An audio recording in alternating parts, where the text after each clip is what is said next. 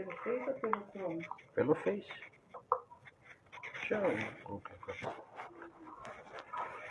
Boa noite.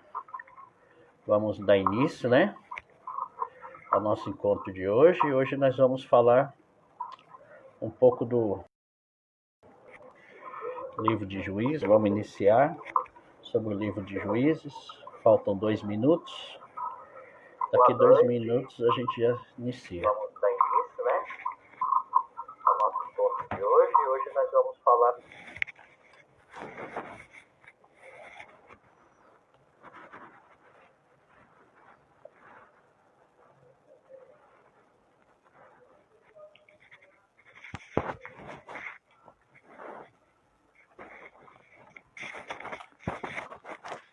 Boa noite, Guilmar. Tudo bem? Seja bem-vinda.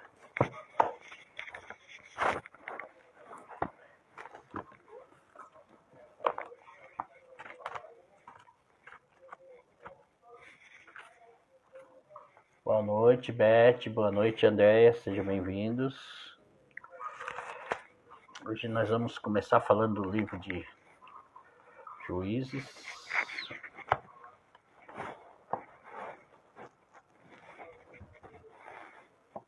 Boa noite, Pina, seja bem-vinda.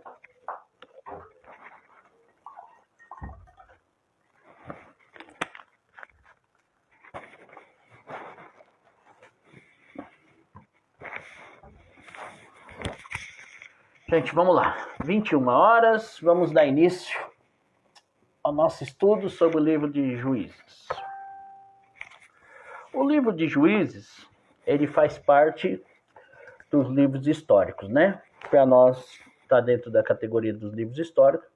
Para os nossos irmãos judeus, faz parte dos livros que eles chamam de profetas anteriores, né? Anteriores. Boa noite, Henrique, seja bem-vindo.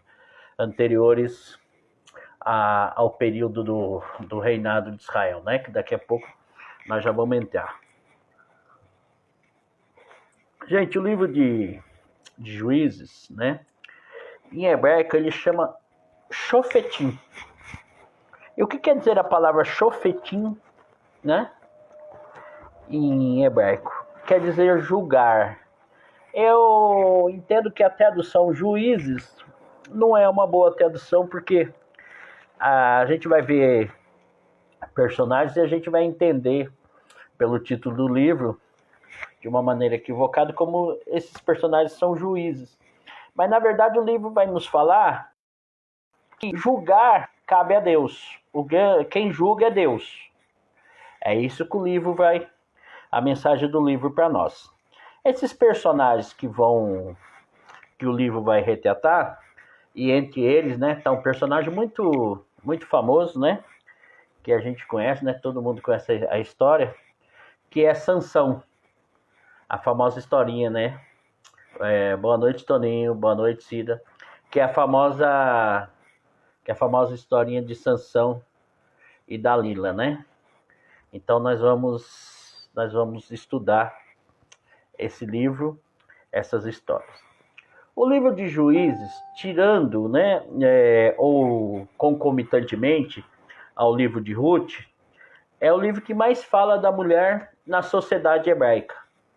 Então, se a gente quiser falar de mulher, né, no Antigo Testamento, tratar um pouco da mulher na sociedade, nós vamos ler Juízes e vamos ler Ruth. São os 2 livros que vão tratar. O contexto desse livro.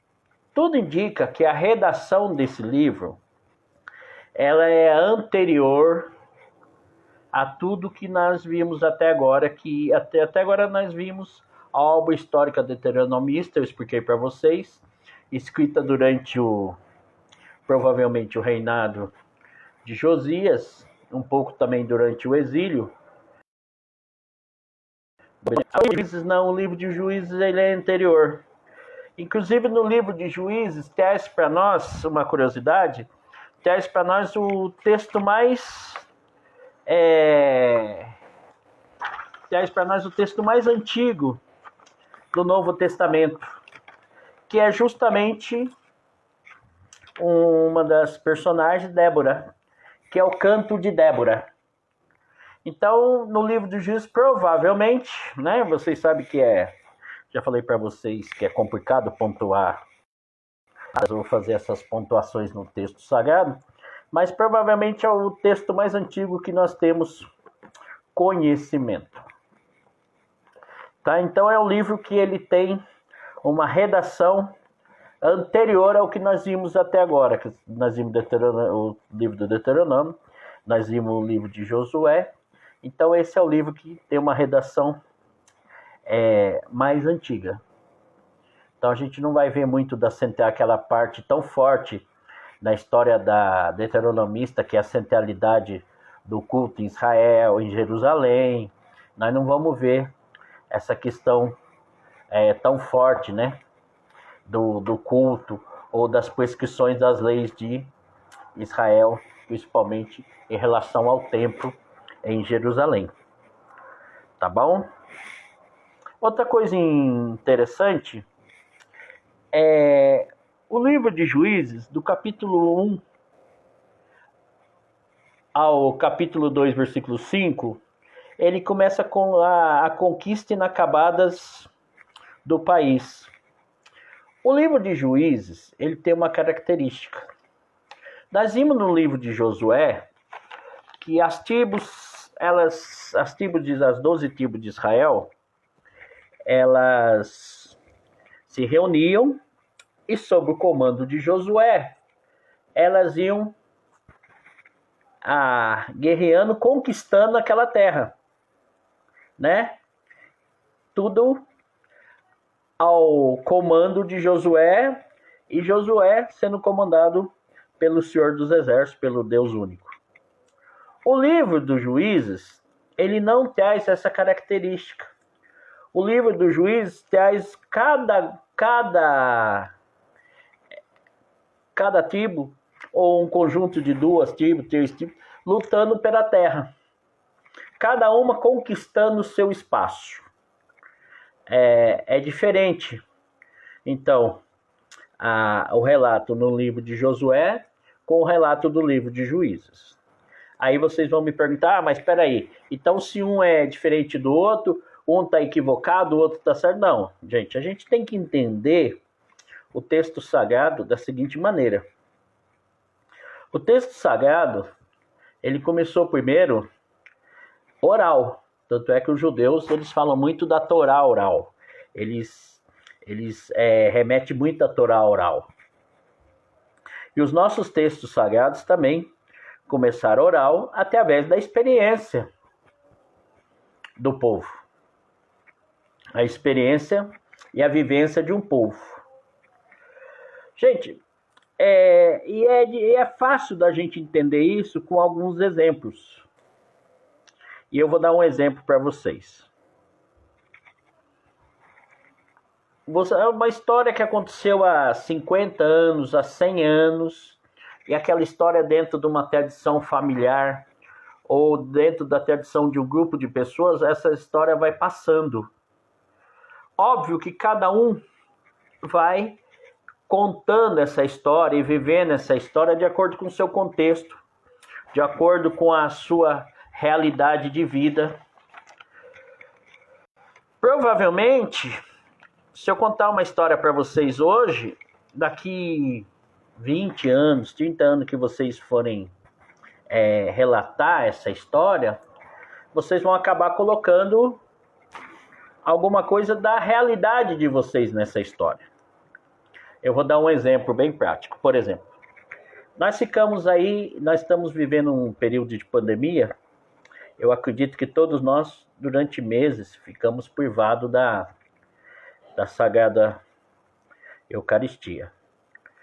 E particularmente, né, só para vocês entenderem, quando eu fui comungar pela primeira vez, depois dessa pandemia, eu até chorei de emoção de estar ali recebendo o corpo de Cristo.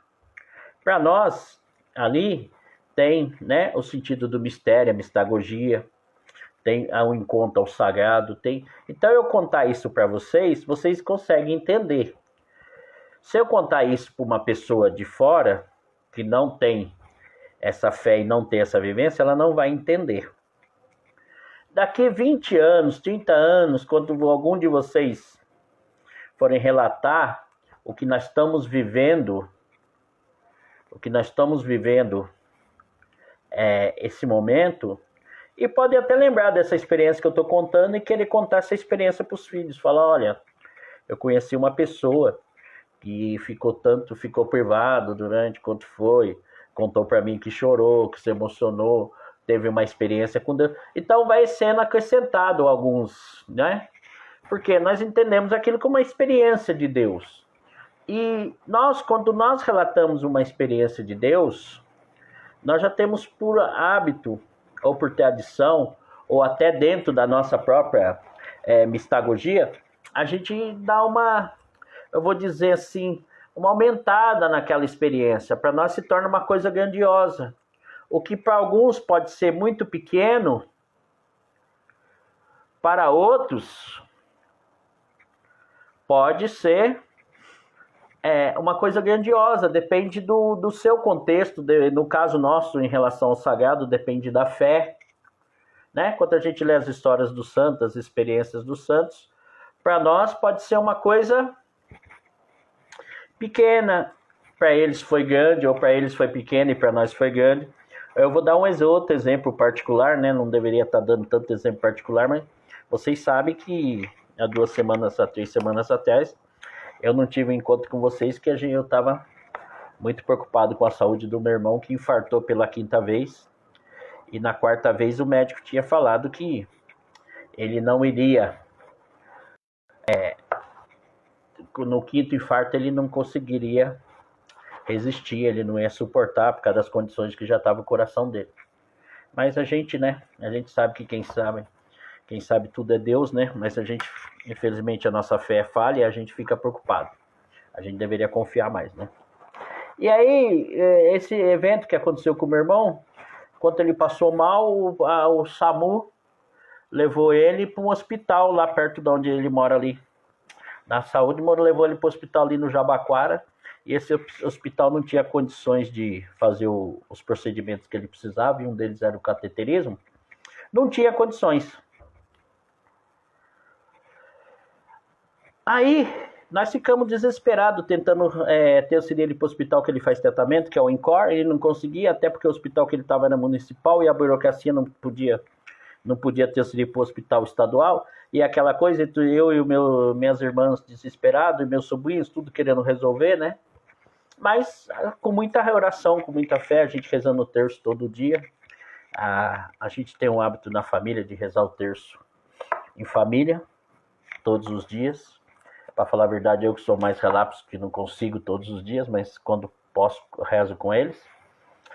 E aí, um dia que nós estávamos assim, transtornados, tudo, a minha sobrinha lembrou de uma amiga na paróquia dela, que é São Carlos Barromeu do Belém, que trabalhava no INCOR.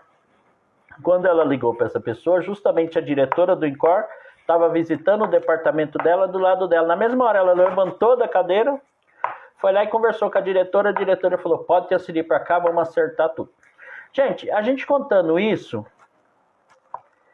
eu contando isso para vocês, para quem tem fé, para nós, é ação de Deus. Para quem não tem, vai falar que é coincidência. Só que daqui a alguns anos, quando a gente for contar esse relato, provavelmente a gente vai acrescentar coisas nesse relato, mas o cerne desse relato não vai mudar. Para nós, qual é o cerne desse relato? É a ação de Deus. Então, o livro de Josué, ele relatar de uma maneira a conquista da terra prometida, o livro de Juízes relatar de uma outra maneira, é simplesmente só uma questão cultural, que nós estamos falando de vários povos. Mas isso não quer dizer que um está certo, o outro está errado. Não. Todos os livros nossos são inspirados por Deus. São livros da vivência e da fé daquelas pessoas. Como eu dei esses 2 exemplos de fé para vocês, eu sei que vocês têm muito mais exemplos do que eu, de fé e de acontecimentos. Então, não tenham isso como um equívoco do livro, não. São realidades dentro daquele contexto e dentro daquele momento que está sendo contado. Por exemplo, se a gente pegar exemplo do Novo Testamento, se a gente pegar o primeiro texto do Novo Testamento, ele é do ano mais ou menos do ano 55. O primeiro texto escrito do Novo Testamento é a carta de São Paulo aos Tessalonicenses. O evento Jesus aconteceu entre o ano 30 e o ano 35. Então, o primeiro relato escrito que nós temos se passou 20 anos. Então, aí a gente vai vendo depois nos evangelhos que teve alguns acréscimos, algumas adaptações de acordo com a vivência daquele povo e a vivência do momento que aquele povo estava vivendo. No exato momento, o contexto que eles estavam vivendo, no exato momento que eles estavam escrevendo esses textos, também interfere.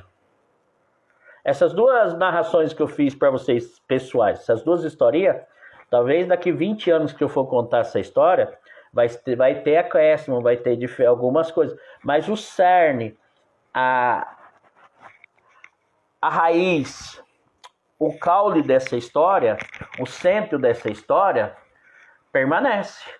Ela não muda. E qual é o centro da história? Qual é o centro da narração bíblica? Sempre a ação de Deus.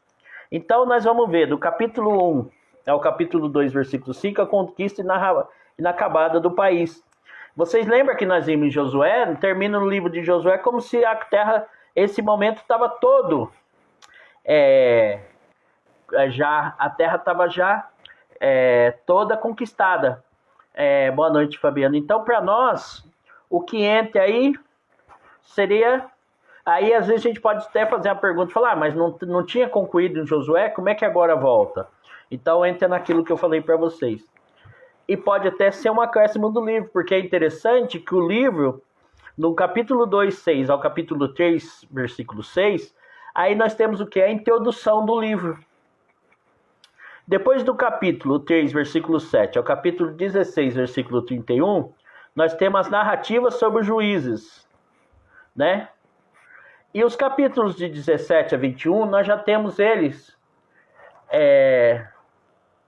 A de Janeiro também está falando que também emocionou receber Jesus sacramentalmente, né? Após essa pandemia. Então, é aquilo que eu falei, a experiência dela, se ela for contar, com certeza é diferente da minha. Então, do capítulo 17 ao capítulo 21, nós temos os apêndices. E aquilo que eu falei para vocês, embora o substantivo, né, juiz não apareça no ligado o julgar, ele aparece relacionado a uns personagens. E quais são esses personagens? O primeiro personagem é o Otoniel, no capítulo 3, no versículo 4. Inclusive o Otoniel é o único personagem, e aí a gente entende como pode ser um acréscimo, que ele é o único personagem da tribo de Judá, do Reino do Sul. Depois nós temos Débora, né, que eu entendo como, em termos, vamos dizer, de contexto, eu entendo como a principal personagem, porque se a gente entender o contexto de Israel como um contexto patriarcal, então você ter o relato de uma mulher num livro tão importante, um relato tão importante no livro bíblico, quer dizer que ela realmente sobressaiu a todos. Então nós podemos até afirmar que Débora sobressaiu sobre os outros juízes, né? Aí nós temos Tola no capítulo 10, versículo 2, Jair no capítulo 10, Jefte no capítulo 12, Ibaçã no capítulo 12, Elon no capítulo 12, Abedom no capítulo 12 e finalmente Sansão no capítulo 15. E várias vezes, como eu falei para vocês, quem é colocado como o grande juiz, óbvio, o Deus de Israel. Não poderia ser diferente, né? Então esses 12 juízes ou 12 salvadores, né, do povo de Israel, nós temos a Débora, né, que nós vamos destacar bem, e Otoniel, que é o único do Reino do Sul. Os outros são todos do Reino do Norte. Então, o que que leva a gente a concluir? Que o livro de Juízes é um livro que narra a experiência do povo do norte. Ele não narra a experiência do povo do sul. Então, aí a gente também pode concluir que a parte de Otoniel pode até ser um acréscimo ao livro, tá? Então é bem interessante o livro. Nós vamos dar uma lida no livro.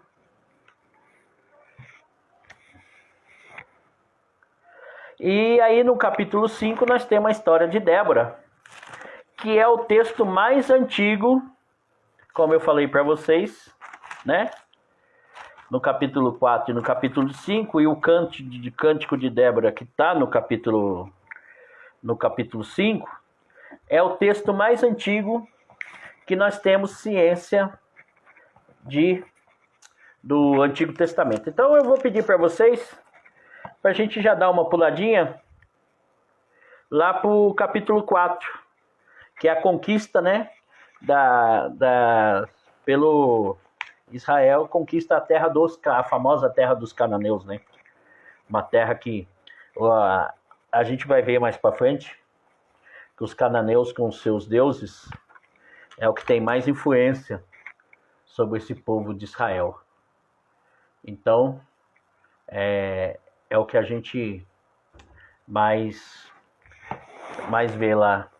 Nós vamos ver daqui para frente, a hora que a gente chegar na parte dos reis, né? Porque o livro de Juízes, uma coisa que eu tenho que ressaltar com vocês, dentro daquilo ele faz parte do livro histórico, e dentro daquilo que eu expliquei para vocês num dos nossos encontros sobre a questão do Enneateuco, né? A promessa, a realização da promessa e a decadência da promessa. Então o livro do Juízes é o segundo livro que vai narrar o quê? A realização das promessas. A partir do livro de Juízes, tem 1 Samuel, né? Eu não costumo falar 1º e 2º Samuel, porque na verdade na Tanakh, na Bíblia hebraica, não se divide 1º e 2º. É o livro de Samuel. Então o livro de Samuel, ele já vai narrar para nós o final desse período dos Juízes e já vai começar a narrar o primeiro rei de Israel, Saul. Então já vai começar a decadência. Com Saul, nós falamos que começa a decadência da promessa. A aliança, começa a decadência da aliança.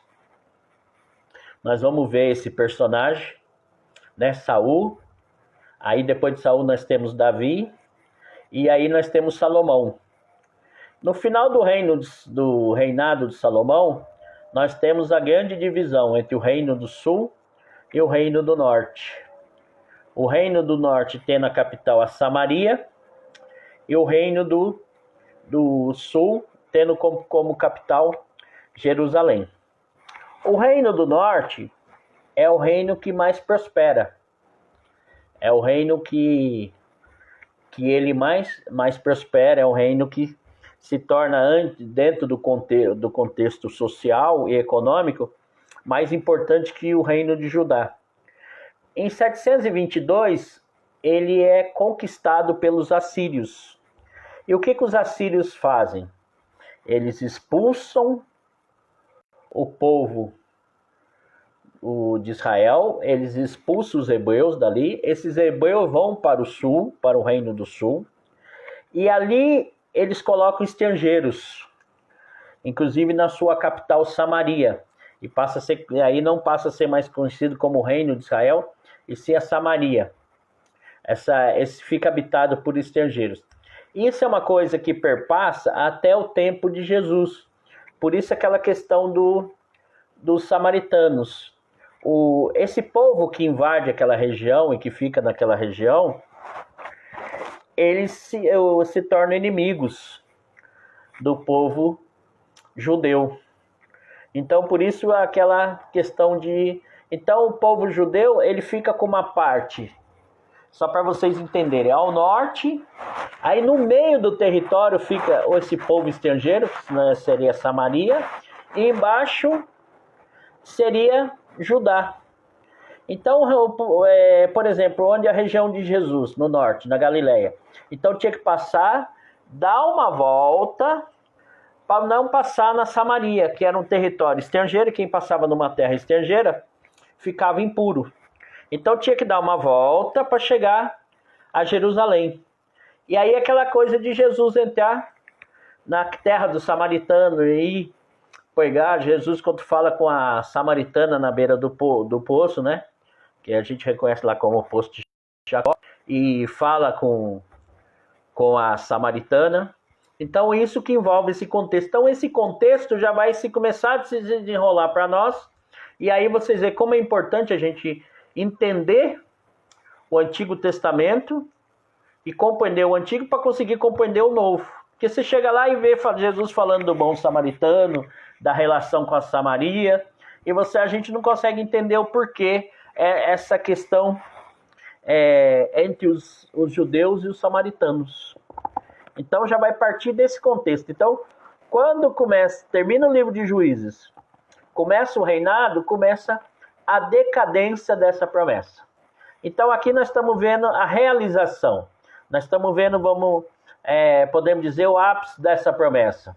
E daqui a pouco nós vamos começar a ver a decadência dessa promessa. Então vamos lá, gente. Livro de Juízes, capítulo 4, versículo 1. Nós vamos para frente, vamos para trás, mais ou menos como nós fizemos em Josué, tá? Eu vou colocando alguns tópicos para ir explicando, e aí uma hora a gente volta, uma hora a gente vai para frente, eu faço isso só por uma questão didática para vocês poderem compreender melhor o texto. Então agora nós vamos ler um dos textos que a gente considera o mais antigo texto escrito do Antigo Testamento. Depois da morte de Aod, os israelitas recomeçaram a fazer o que era mal aos olhos do Senhor. Olha, gente, já estão fazendo o que era mal. Sempre que a Sagrada Escritura colocar que os israelitas estão fazendo o que era mal aos olhos do Senhor, nós já podemos concluir. Estavam adorando outros deuses. Não esqueça, eu sou um Deus ciumento. Eu não aceito que adorem outros deuses. Se vocês adorarem outros deuses, eu vou tirar a terra que eu dei. Então aqui, ao contrário do que... Porque no livro de Josué, a gente só vê essa cena naquela questão do anátema, quando todos são mortos. Vocês estão lembrados? Inclusive da tribo de Judá. Agora aqui, está falando o quê? No geral. E o Senhor os entregou a Jobim, rei de Canaã, que reinava em Rassó. O chefe do seu exército era Císara, que habitava em Haroset Goim. Então os israelitas clamaram ao Senhor, porque Jabim tinha 900 carros de ferro e tinha oprimido duramente os israelitas durante 20 anos. Gente, aí clamaram, sempre que tem no Antigo Testamento, é interessante que sempre que é clamado a Deus e Deus ouve, sempre tem um personagem que se destaca. Aquele que para nós faz a experiência de Deus, aquele que é justo perante Deus, que é, né, de acordo com o Salmo 1, salmo que eu gosto tanto, né? Então, quem vai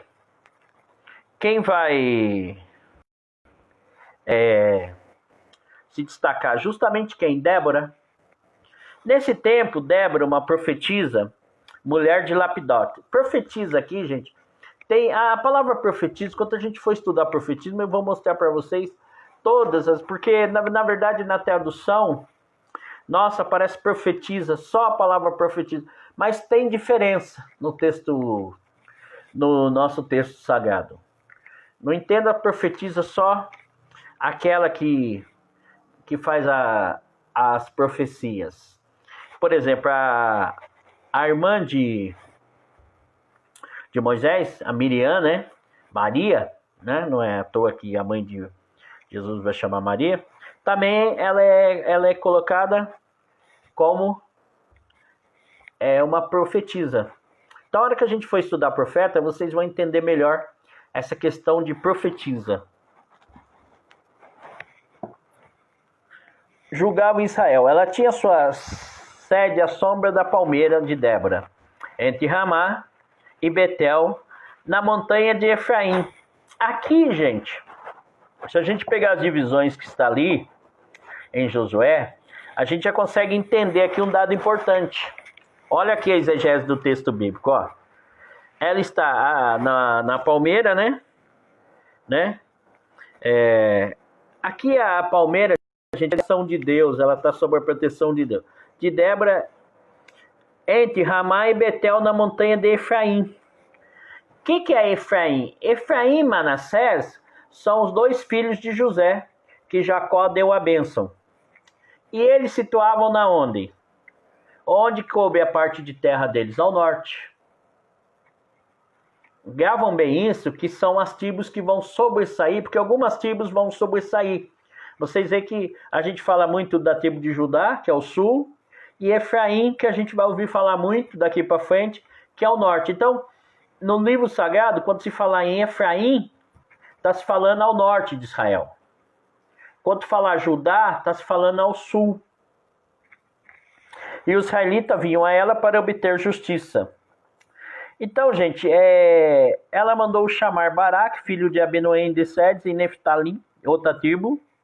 Então, aqui está dizendo que esse personagem, né, Baraque, filho de Abinoém de Sedes e Neftalim, quer dizer, era uma tribo também. Então, quer dizer que ela pertencia à tribo de Efraim, mandou chamar um personagem da tribo de Neftalim, que também era ao norte. Ele disse: o Senhor Deus de Israel não te ordenou? Vai, reúne o monte Tabor e toma contigo, lembra do monte Tabor, a transfiguração, e toma contigo 10.000 homens dentre os filhos de Neftalim e os filhos de Zabulon.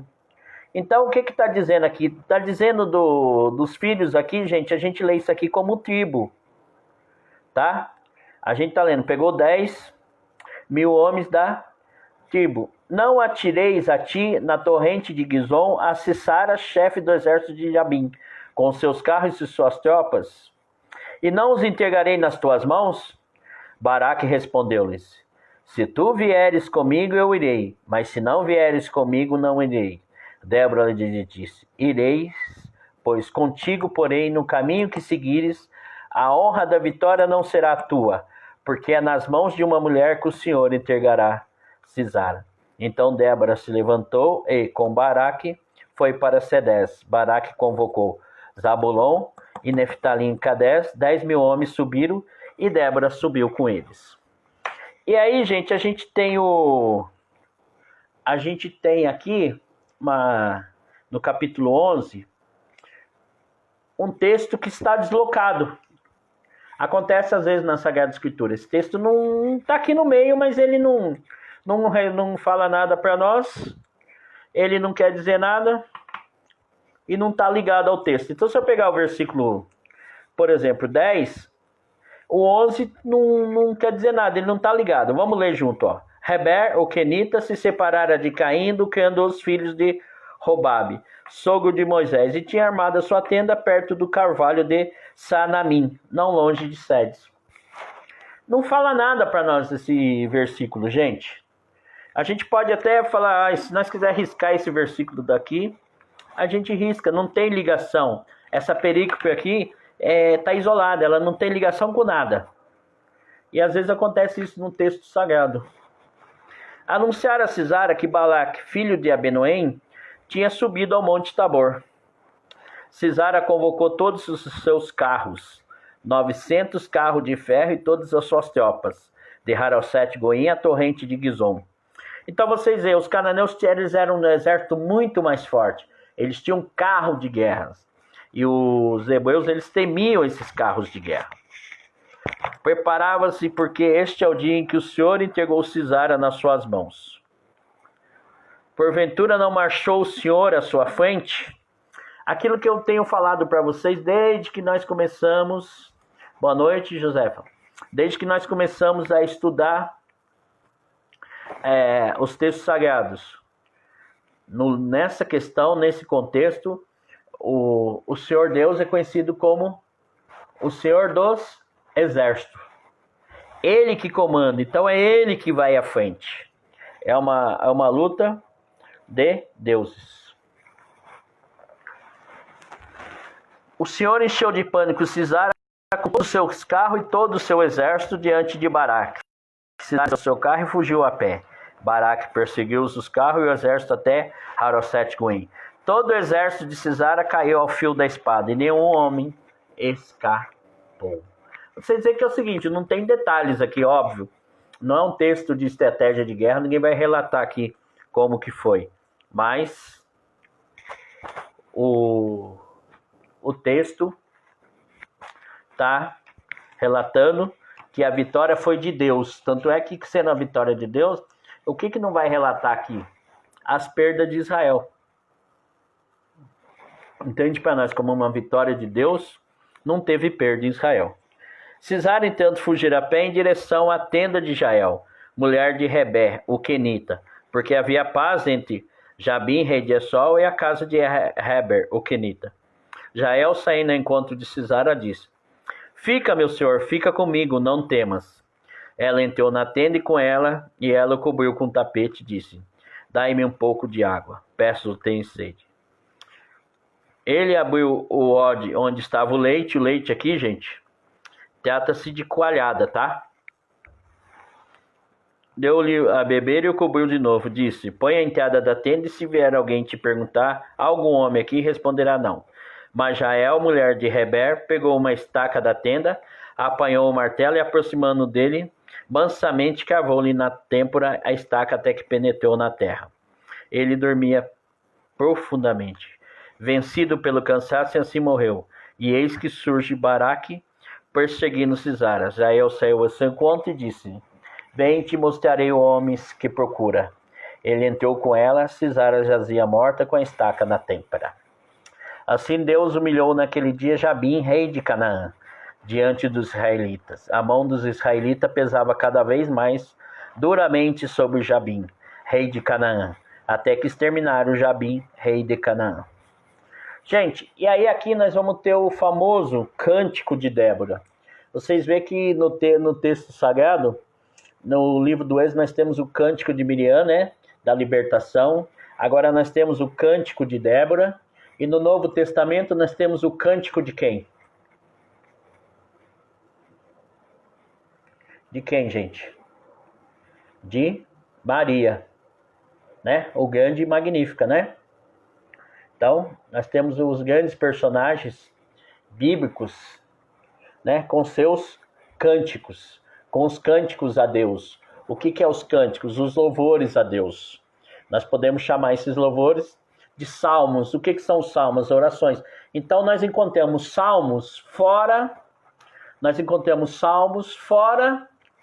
do livro dos Salmos, fora do Saltério. Então, nós podemos chamar esse texto de Débora que nós vamos ler agora, que é um texto muito bonito, gente, é como um texto, um salmo. Naquele dia, Débora e Baraque era um tipo de um ajudante de Débora, tá? Vocês vão entender aí, um tipo de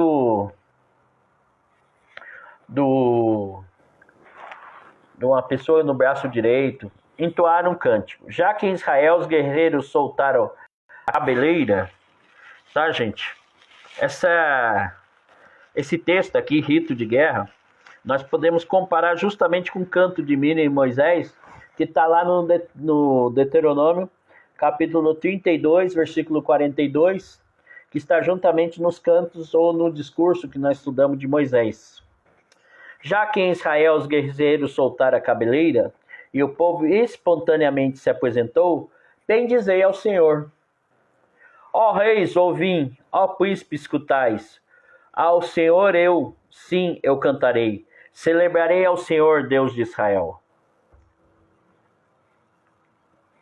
O Senhor, quando saíste de Seir, quando avançaste nas planícies de Edom, a terra tremeu. Toaram os céus, as nuvens desfizeram-se em água. Gente, está vendo como que é você cantar uma experiência de fé? Como num poema, você tem uma livre criação e você está contando aqui. O que eles estão contando? A grande experiência de fé deles. E essa experiência para eles se torna uma experiência tão grande uma experiência tão forte que olha o que eles cantam. Quando avançaste os montes delizaram na presença do Senhor, ou do Sinai, diante do Senhor, o Deus de Israel. Toaram o céu, as nuvens desfizeram-se em água.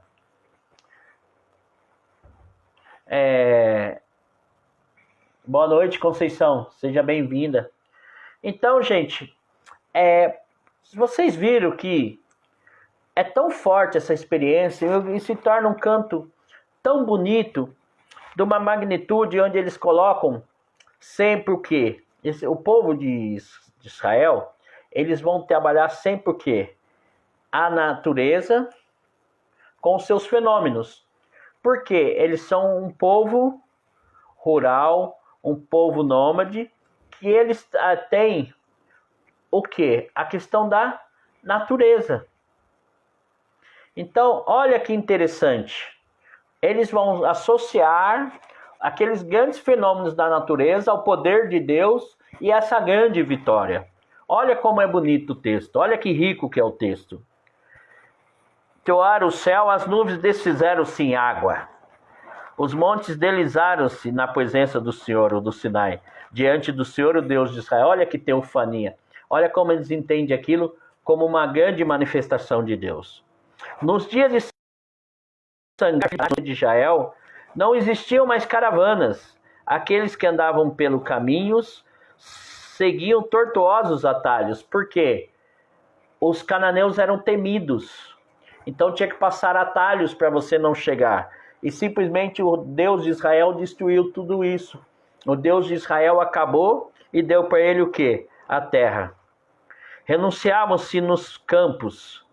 Quer dizer, renunciavam-se Israel, até que levantastes, ó Débora, até que levantastes mãe em Israel. A Débora, a vencedora, aquela que teve a experiência com Deus, agora ela é considerada o quê? A mãe de Israel, aquela que teve a frente. Escolhiam Deus novos, então, para 5 cidades. Então, gente, conjectura com a guerra. O que é escolher 5 deuses? É aquilo que eu falei para vocês, é a experiência de Deus, a experiência dos deuses, é guerra de deuses. Então, eles estavam escolhendo deuses para combater com o verdadeiro Deus, o Deus de Israel. Não se viu escudo nem lanças, eram 40.000 em Israel. Gente, vocês viram aqui que foram colocados 10.000 e agora se fala em 40.000. Porque sempre vai ter no texto bíblico, dentro do texto bíblico, dentro dessa conquista ou dessa experiência, a questão da hipérbole. O que é isso? É um aumento. Esse aumento, o que é? Para mostrar a manifestação de Deus. A manifestação de Deus é tão grande que quando eles falaram em 10.000, e agora já estão falando que a vitória contava com 40.000 homens. Então eles aumentando, o que eles estão aumentando? Eles estão aumentando essa ação de Deus, essa graça de Deus. E é muito interessante isso, como eles veem essa experiência de Deus, essa experiência, essa ação de Deus. Eles veem essa ação de Deus na vida, como nós também devemos ver essa grande ação de Deus. Deus não faz nada pequeno e nada pela metade. Olha o que eu falei, marque bem isso. Deus não faz nada pequeno e nada pela metade. Quando nós vamos pedir a Deus, nós temos que deixar de ser mesquinho. A Deus nós temos que realmente pedir coisas grandiosas, porque Deus é grande. Nós não temos de poupar ou de se poupar nos nossos pedidos a Deus, porque tudo Deus pode e Deus, Ele é grande. Então, os nossos pedidos a Deus têm que ser grandes. O meu coração volta-se para o chefe de Israel com os voluntários do povo. Bem dizer ao Senhor. Aqui é uma doxologia. O final sempre, a gente tem vários salmos. Inclusive o livro dos salmos, gente, quando a gente for estudar, ele é dividido em 5 partes. E sempre ele vai terminar com uma doxologia. Um glória, um bem dizer ao Senhor. Sempre um louvor a Deus. Vós que cavalgais branca jumenta e vos assentais em tapete, E vós que ide pelos caminhos estáis atento. As aclamações dos pastores à beira dos bebedouros. Aí se celebram os benefícios do Senhor, seus benefícios para seus campos, Israel. Então o povo do Senhor desceu às portas. Gente, desceu às portas aqui, sempre que vocês vê porta no texto bíblico, é comparado ao que a gente vê em grego a ágora, o centro da cidade. Porta no texto bíblico é o centro. Então eles desceram ao centro daquela cidade. Eles conquistaram aquela cidade. Desperta, Débora, desperta, desperta, desperta, entoa um cântico. Coragem, Baraque, levanta-te e reconduz teus prisioneiros, filhos de Abinoém. Então ele desce ao príncipe, o fugitivo, o povo de Israel desce para mim, para exibe os bravos. Os príncipes de Efraim, os oficiais estão na planície. A tua retaguarda, Benjamim, está entre os teus. Benjamim também, gente, é uma tribo que ela fica perto de Judá. Ela é uma tribo vamos dizer que ela é uma tribo do meio, né? Ela não está no sul e não está no norte. Ela faz uma divisa com Judá e faz uma divisa com o reino do norte. Benjamim é a tribo de onde sai um grande personagem bíblico, né? É a tribo de Paulo. Paulo ele é benjamita. Ele é da tribo de Benjamim, tá? Os chefes desceram de Maquim, de Zabulon, aqueles que levantam o bastão de escriba. Os príncipes de Zacar estão com Débora. Neftalim, Baraque também se lembra nas suas pegadas na planície. Nos cães de Rubem, demoradamente se deliberava. Gente, todos esses nomes que estão aparecendo aqui são tribos. Rubem é tribo, Neftali é tribo, Zabulon, Isacar são tribos de Israel, tá? São aqueles que saíram para lutar. Entre as duas muretas, ao escutar os assobios, junto aos rebanhos, nos cães de Rubem, demoradamente se deliberavam. Galaate ficou do outro lado do Jordão, uma outra tribo, gente. E Dá, porque vive nos navios, Aser permaneceu na hora do mar, e tranquila habita em seus portos. Aqui está falando a posição que cada tribo tem, o lugar que elas estão. Tá? Aser permaneceu na hora do mar, e tranquila habita seus portos. Ali na região do Mar Morto, tá, gente? Que na verdade não é o mar, né? Zabulon é um povo que enfrentou a morte com Neftali nos planaltos do território. Os reis vieram e combateram. Os reis de Canaã combateram em Tanak, à beira das águas de Megito, mas não levaram o dinheiro como espólio. Do alto dos céus as estrelas lutaram de seus caminhos. Lutaram contra Cisara. As torrentes de Gizom os arrastou. Os recobriu a torrente de Gizom. Marcha minha alma ousadamente. Então os cascos dos cavalos martelaram o chão. Galopam, galopam os seus corcéis. Maldito seja Meroz, diz o anjo do Senhor. Amaldiçoai, amaldiçoai os seus habitantes, pois não vieram os heróis e auxílio, Senhor. Bendita é entre as mulheres Jael, seja a mulher de Rebe, o Kenita. Bendita seja ela. Nós vimos que a mulher de... nós vimos que a mulher que matou, né? O general cananeu. Ele pediu-lhe água, leite lhe trouxe, na taça dos nobres serviu-lhe creme. Estendeu a mão para apanhar a estaca, à direita para alcançar o martelo dos trabalhadores. Então matou Cisara, rachou-lhe a cabeça, com golpe perfurou-lhe a têmpora. Entre seus pés ele desabou, tombou deitado. Aos pés ele desabou, tombou. Onde dele desabou, aí tombou aniquilado. A janela se debruça espiã, a mãe de Cisara através da grade. Porque o seu carro tarda a vir? Porque são lentos os seus cavalos? As mais sábias das donzelas lhe responde, e a si próprio ela repete. é que sem dúvida demoraram em repartir os despojos. Uma jovem, duas jovens para cada guerreiro. Fino tecidos bordados e coloridos para Sissara, o enfeite dos enfeites para o meu pescoço. Assim perece todos os seus adversários, Senhor. Aqueles que te amam seja como o sol, quando se levantam na sua força. E a terra descansou 40 anos. Então, gente, aqui vai narrar, dentro desse poema de Débora, a conquista da terra dos cananeus. E é interessante aqui, gente, e aí leva para nós um outro dado, que vocês viram que falamos de várias tribos, e nós não falamos de Judá. Então, tudo leva a crer que esse texto é um texto escrito pela tribo do norte. É um texto do norte. Então, o que é esse texto do norte? É uma tradução das tribos do norte. Vocês viram que a tribo mais ao sul que nós falamos foi a tribo de Benjamim. É que, infelizmente, né, eu preciso trabalhar mais e aprender. Eu não consigo compartilhar com vocês aqui ainda, mas eu ainda vou aprender isso.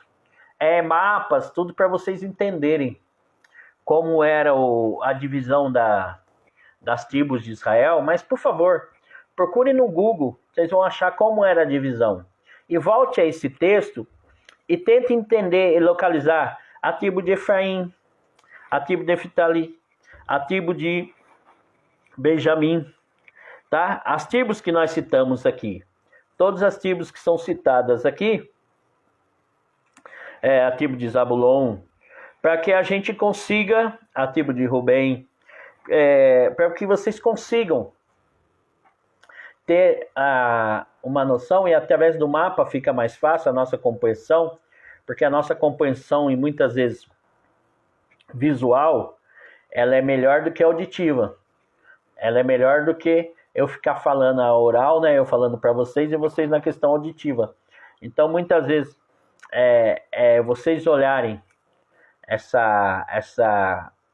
o mapa, essa compreensão visual, né? Em algumas pessoas, porque a gente sabe que algumas pessoas têm mais facilidade no oral, no auditivo, mas é provado, né, cientificamente, que a maioria consegue compreender mais na questão visual, né? Parece que a gente assimila melhor.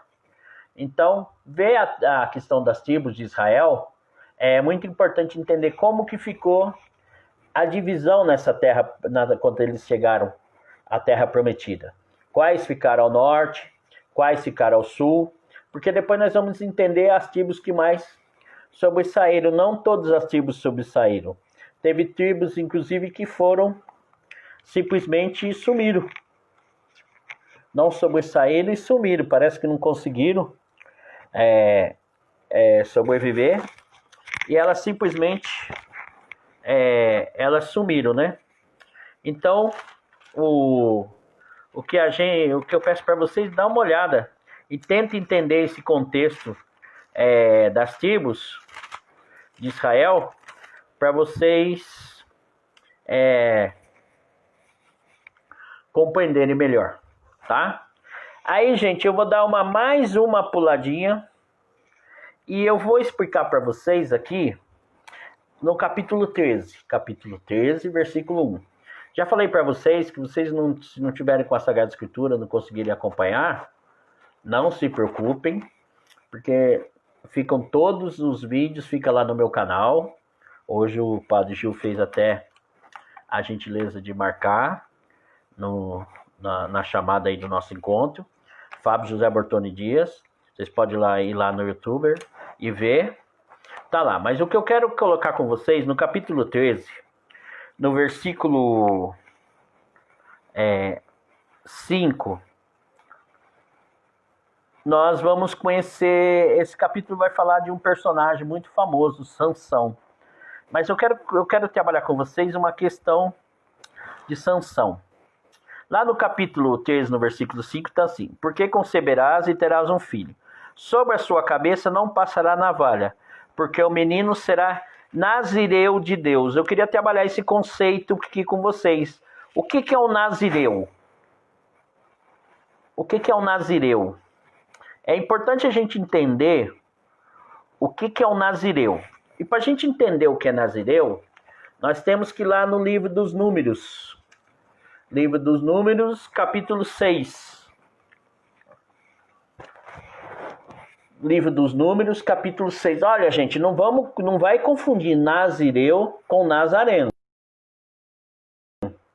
Nazaré, né? Não vamos confundir, hein? O que é o Nazireu, tá? Então, no capítulo 6, lá do livro de Números, no capítulo 6, no livro de Números, o Senhor falou a Moisés e disse: Fala aos israelitas e tu lhes dirá: quando um homem ou uma mulher fizer um voto especial, o voto de nazireato, pelo qual se consagra ao Senhor, abster-se de vinho e de bebidas fermentadas. Não beberá vinagre de vinho ou de bebidas fermentadas, nem tomará suco algum de uvas, e não comerá uvas frescas ou secas. Durante todo o tempo da sua consagração, não tomará produto algum de videira, desde a semente até as cascas. Durante o tempo de seu nazireato, não raspará a cabeça com navalha, até que se cumpra o tempo pelo qual se consagrou ao Senhor, ao Senhor. Será consagrado e deixará crescer livremente a sua cabeleira. Por todo o tempo da sua consagração ao Senhor, não se aproximará de um morto, nem por seu pai ou por sua mãe, e nem por seu irmão ou por sua irmã, pois se tornará impuro. Caso venha ele a morrer, visto que ter sobre a cabeça a consagração do Senhor Deus. Durante todo o tempo do nazireato, estará consagrado ao Senhor. Gente, parece que os nazireatos, né, faziam, né, a família fazia esse voto de consagrar e não poderia raspar o cabelo, né? São pessoas que eram consagradas e depois essas pessoas elas foram consagradas e elas eram entregues ao templo. Elas ficavam no templo, a serviço do templo depois. Nós vamos ver isso. Parece que Samuel é um narizeu. E tem uma, né? Aqui fala menino, né? Ou uma mulher. E tem uma tradição, né? E aí é uma tradição apócrifa, né? Nós não podemos afirmar. Que Maria foi entregue ao templo também para ser cuidada, né? Está nos evangelhos apócrifos.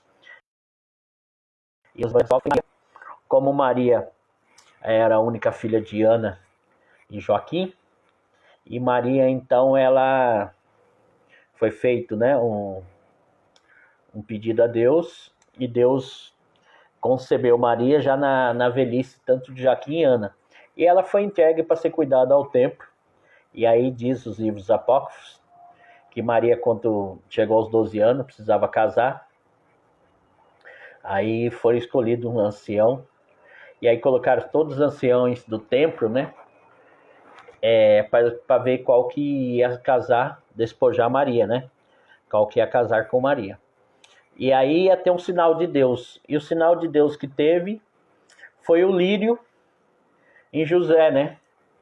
Então aí fala que José era antigo, tem essa tradição, só que a gente sabe que isso aí foi uma tradição que foi criada até para poder falar da virgindade, preservação da virgindade de Maria, mas que não tem nada a ver. Nós sabemos que hoje, através disso tudo, que José era um jovem mancebo e que ele também aceitou o projeto de Deus e disse sim ao projeto de Deus, e até por isso que nós temos a protodolia a São José. Mas isso é um texto, né, da tradição, para isso eu só contei essa curiosidade para vocês, para ver como é essa questão dos textos apócrifos e as tradições de onde eles nascem, né? Às vezes, para justificar alguma coisa, vai se nascendo um texto apócrifo, uma historinha apócrifa. Mas o que eu queria, né, nós já estamos encerrando, então o que eu queria trazer para vocês, a hora que a gente for estudar Sansão na semana que vem, é justamente já esse conceito, o conceito do nazireato. Para aí vai entender, depois aquela história de Sansão ter o cabelo, a força de Sansão está no cabelo, né? Essa questão dessa teofania, né? Dessa manifestação. Então essa história de Sansão, essa força de Sansão, vem justamente aí. Alguém pode perguntar, mas pô, pai, por que justamente estava no cabelo?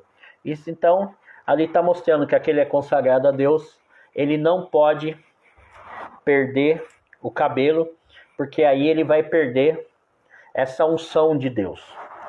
Porque, gente, é uma coisa interessante no Antigo Testamento, a leitura que nós fazemos em relação a essa unção de Deus. Hoje todos nós somos ungidos por Deus, todos nós fomos batizados, todos nós recebemos o Espírito Santo, essa unção no batismo. Mas no texto do Antigo Testamento, não é assim. No Antigo Testamento a gente vai ver essa unção de acordo com o ministério daquela pessoa. E essa unção tem um prazo. Essa unção vai ser de acordo com, vai ser no determinado tempo, até a pessoa cumprir essa missão. Eu vou dar um exemplo para vocês, a gente vai aprofundar isso, de Saul. Saul é ungido por Samuel como rei, né, de Israel. Só que ele faz coisas e ele se vira contra Deus, faz coisas que não agrada a Deus. Então essa unção é tirada. Ele perde essa unção. Então essa é a teologia que eles tinham da unção. Então eles entendem que essa unção pode ser retirada. É bem diferente da nossa teologia, do que nós entendemos hoje. Para nós hoje, o batismo, ele deixa em nós uma marca indelével. Nós não conseguimos riscar o batismo. Teve até um movimento, porque na Alemanha, né, quando você se declara de determinada confissão religiosa, de determinada religião, automaticamente o seu dízimo já é descontado. Como é aqui descontado o imposto de renda, lá já é descontado o dízimo. Então, se você se declarar católico, já é descontado no seu contra-cheque, no seu elite, o valor do seu dízimo e revertido para aquela instituição que você fez a sua confissão religiosa. Eu pertenço à paróquia São Gabriel da Virgem Dolorosa. Então, todo mês, do meu contra-cheque é descontado um valor, um percentual, que é repassado a São Gabriel. Então, teve um movimento, né, de muitos que não queriam mais isso, então foram pedir para riscar o nome do livro de batismo. Gente, só que o batismo, a unção é indelével. Eles podem até ter pedido, não sei se conseguiu ou não, mas nós não perdemos. Hoje nós podemos até, né, não vou mudar de religião, não quero mais ser católico ou cristão, você das religiões afro, você espírita, você evangélico, você budista, você judeu, mas o seu batismo você não perde. Aquela marca indelével você não perde. Você é batizado e o Espírito Santo está com você. Então, por isso que eu quis tratar desse tema agora.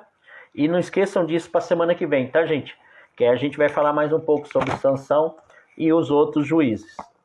Tá bom, gente? Vamos... Já passei 2 minutos do horário, vocês me desculpem. Gente, fica com Deus. Deus abençoe grandemente vocês, seus familiares.